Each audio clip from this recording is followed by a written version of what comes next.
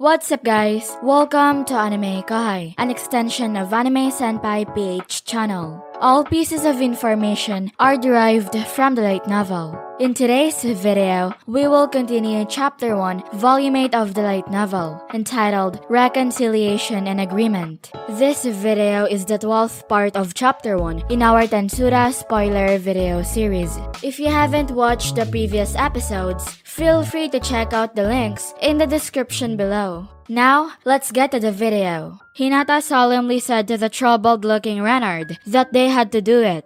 She'd been hoping they could keep silent on this until things settled down. But they had a force of 100 paladins here, and Hinata was sure the other nations were aware of them. Plus, those journalists were there to see a battle sage defeated. Her gaze went from Renard to Rimuru. Hinata was right. Diablo said he had defeated a man named Sare, one of the 3 battle sages. Another one was on the scene, but apparently fled in rapid order. If the press saw all that, it could ruin this force's reputation as protector of humanity. If rumors started spreading that the paladins were defeated, it could lead to all kinds of needless confusion. So Rimuru suggested they just say that Hinata and Rimuru had dueled to a draw. Then they signed a truce after discovering the 7 days clergy scheme. People already know he was a slime, for the most part, but if they spread the word that he was an otherworlder, Rimuru thought that would be a bit more convincing. Hinata said that she did appreciate that proposal, but asked Rimuru if he was fine with that, since Hinata supposed that a demon lord fighting her to a draw would affect his reputation. Rimuru replied that he didn't think he had much of his reputation. Rimuru feels like he has done nothing but get yelled at by Shuna lately. Whenever problems come up, he tosses them right into Rigurd's lap. For the most part, Rimuru's main responsibility in town lately has been joining Datta on his assorted jaunts. He didn't think a draw or 2 would trash his reputation that much. Rimuru added that he didn't see the problem, and Hinata could say he lost for all he cared. Who won and who lost didn't really matter, Rimuru thought. But everyone on Hinata's side stared at Rimuru in shock. Hinata explained to Rimuru that in all of history, there's only been a tiny handful of times when a human defeated a demon lord. And if Rimuru just said that he lost like that really would wreck the balance of power around here, and Hinata believed it would create trouble for Rimuru. Renard bellowed that Hinata was right, and that Rimuru was still just a fledgling demon lord, so letting another force push him around right now could invite interlopers aiming for his head. Rimuru supposed they were worrying for his sake, so he asked Benimaru if he could think of any rival forces who might try to interfere with them at this point. Benimaru politely replied that there was none, and if anyone was foolish enough to try, he would twist their heads off with his bare hands. Rimuru said he was glad to hear that.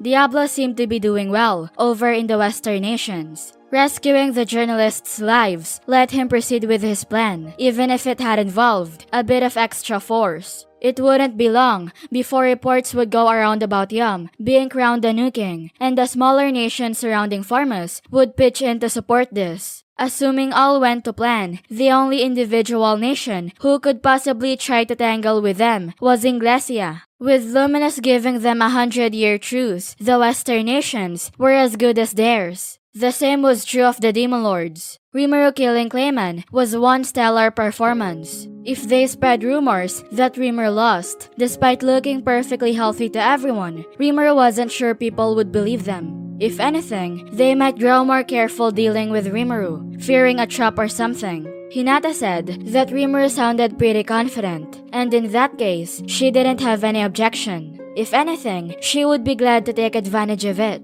Rimuru proposed to take this opportunity to announce to the world that the Tempestians weren't evil at all. Hinata agreed and said that everyone here's so nice to them, and it's so hard to believe they had been all goblins and orcs not long ago. Rimuru stated that there had been some internal debate over whether demi-humans counted as monsters or not.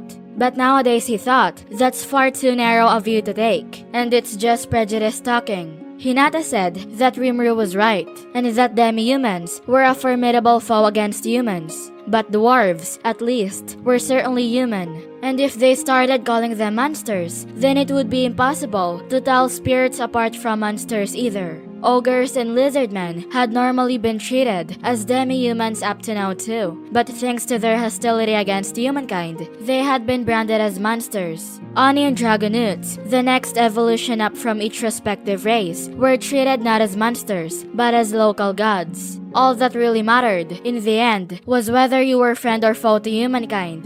And that meant it was hard to interpret Luminist doctrine as a carte blanche condemnation of all monsters. Rimuru said that they had formal relations with the Dwarven Kingdom. He proposed to mix King Gazel into this and sign a 100-year friendship treaty because Rimuru believed if they could get King Gazel to guarantee that they wouldn't attack people, that ought to change a few minds. Hinata thoughtfully nodded, reaching her own conclusions in her mind. She agreed and said that if they could just build a little trust, that would make it easier to convince people. Plus, with things as they were, it's probably about time to purge all the people who had been poisoned by the clergy. The Western Holy Church was hardly a monolith. No large organization is. And with Hinata putting it in such cold, blunt terms, all opposition was silenced. Rimuru guessed that she wanted to use this chance to lay all the guilt on the 7 Days clergy. Kind of dirty, he thought, but that was a laborious issue. Certainly nothing Rimuru had a right to comment on. They then began to work out some of the smaller details. For their future interactions, it was agreed that Arnau and Bacchus would stay here in Tempest. They'd go back home to prepare first, then return with a few civil bureaucrats in tow. Rimuru was planning to build a Luminist church in town in the meantime for their use, and he didn't see it taking any longer than a couple weeks. Maybe they'd start to see some Luminists around here once they were done. Rimuru was honestly a little anxious about allowing full freedom of religion, but he was sure they'd figure it out. Monsters, frankly, are atheists. There was no such thing as a single god that was widely recognized by everyone across the world. His conventional wisdom from his own planet didn't apply. There was religion, but it was usually more like paying your respects to the local deity than anything very fervent.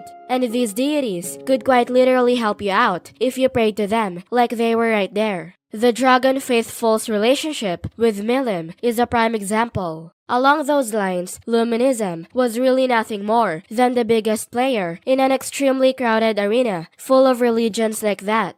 The Crusaders served as Luminous' servants, protecting the weak and earning new adherents to the faith. So if you look at it that way, Rimuru could see a church in Tempest as a kind of center for Western Holy Church-style support of the vulnerable. You have to help out your neighbor and all that. Although Rimuru doubts they could offer much help to them, it would at least mean they could fight alongside paladins if some kind of threat appeared. There was no real reason not to take this opportunity. They'd keep close tabs on the local church, of course, but Rimuru figured they could grant them a certain amount of freedom. That was the common ground they found. That was the end of the tough stuff. They had a deal with Luminous, more or less, and they had managed to get Lobelius to recognize them as a legitimate nation. That was more than enough compensation. Now, if they could just keep interacting and getting along, it would be perfect. Rimuru would like to use their century-long time limit to build a deeper understanding of each other, and that meant they'd be interacting regularly with the Crusaders. The first effort along those lines involved providing skills and tech to each other. The battle earlier had smashed up a lot of the Paladins' weapons, so they needed someone to repair them. Rimuru's side offered their skills in response, but that was kind of a front. What they really wanted to do was to see what Paladins' weapons were capable of. This allowed them access to one of those strange, light-based suits of armor Rimuru saw. As Raphael put it, it provided a wielder's magical force to a spiritual lifeform, letting them manifest it into a physical object. The one gifted to them had been overused and broken, so they traded it for a new Gorm-produced armor set. The Paladins, still feeling a bit indebted to them, gladly let Rimuru's team have it, as part of Paladin's general apology. And while Rimuru expected Hinata to whine about it, she was actually fine. Rimuru decided to reciprocate by giving her a sword he had made. The sword Hinata used is called Moonlight. Luminous gave it to her herself, and it housed untold amounts of power. Rimuru asked her, and she called it a legend-class weapon, beyond even the unique level that he thought was the highest. Kaijin and Kurobe taught Rimuru that Magisteel can evolve over many years, allowing well-worn, first-class weapons and armor to continue honing and polishing themselves. This evolution can provide a massive boost out of thin air, something proven by the way ancient weapons found in ruins sometimes boasted out-of-this-world abilities that modern technology couldn't replicate. This was the so-called Legend class, and apparently they were usually kept away from general access. It was Kurobe and Garm's goal to craft equipment along these lines. They stared at Hinata's moonlight, transfixed by it. Rimuru hopes they're up to the task. The thing about a sword is all-powerful is that you can really only use it when absolutely needed. If you decided to whip it out on the street in the afternoon, you could raise the entire city block to rubble before you realized what was happening. It would be like carrying a machine gun instead of a pistol for self-defense. Just not the kind of thing you'd go bandying around every day. It was the equivalent of a pistol that Rimuru thought about gifting Hinata, and she liked it much more than he anticipated. It was a new version of the broken rapier Rimuru had consumed earlier, analyzed and improved for her. It was in the unique class feature-wise, and he's sure it felt the same way in her hand. Rimuru even recreated the unique ability it had to always kill its target on the 7th attack. That's it for this video, guys. If you haven't subscribed yet, please subscribe and click the bell notification icon so you will never miss the upcoming continuation of Tensura spoiler video series. Thank you for always watching my videos and supporting my channel. Shout out to the top 10 commenters on my previous video. Shout out to Peanut, Michael, Patrick0216, Wilfred Miller, Diablo, Sarang Patankar, TY243, Eric Fimate, Swarup Sagar, Shemaya and Clona, Yusef BTR, Ender Squad 360, Skydonkey951, Super Omega Prime MK2, Mark Apollo, and last but not the least, shout out to Mazin Zold.